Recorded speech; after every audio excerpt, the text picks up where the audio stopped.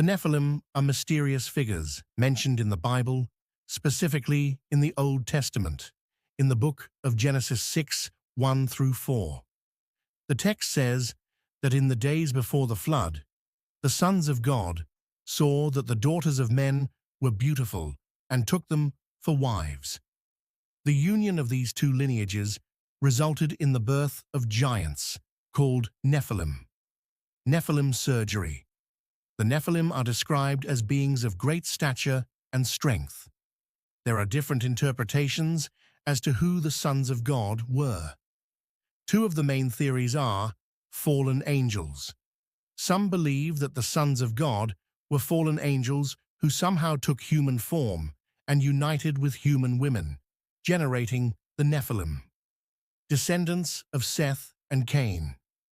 Another interpretation is that the sons of God were the descendants of Seth, the pious lineage, and the daughters of men were from the lineage of Cain, the rebellious lineage, the Nephilim being the result of a union of different human lineages. Does the Bible talk about the Nephilim? Yes, the Nephilim are classified directly in Genesis 6:4, which states, "In those days there were Nephilim on the earth, and also afterward, when the sons of God possessed the daughters of men, and they bore children to them. These were the mighty men of valor, men of renown in the days of old." In addition, there is a possible reference to giants or descendants of the Nephilim in Numbers 13:33, when the spies sent by Moses to the land of Canaan reported seeing giants, probably descendants of the Nephilim, who made the Jews look like grasshoppers in comparison. Is it just a legend?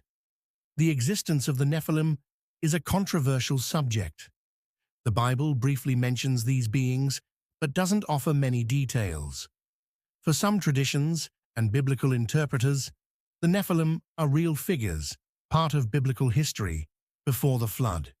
For others, they may be a myth or allegory used to explain the corrupt times that followed the flood.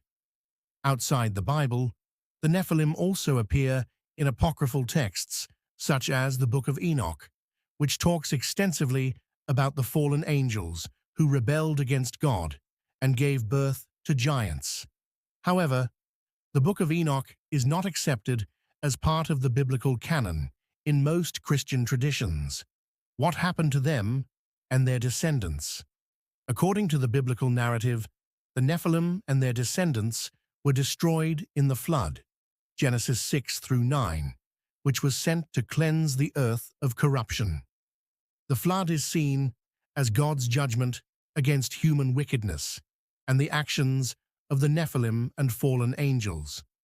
However, the mention of giants after the flood in Numbers 13:33 suggests that some descendants of the Nephilim might have survived or reappeared in some form.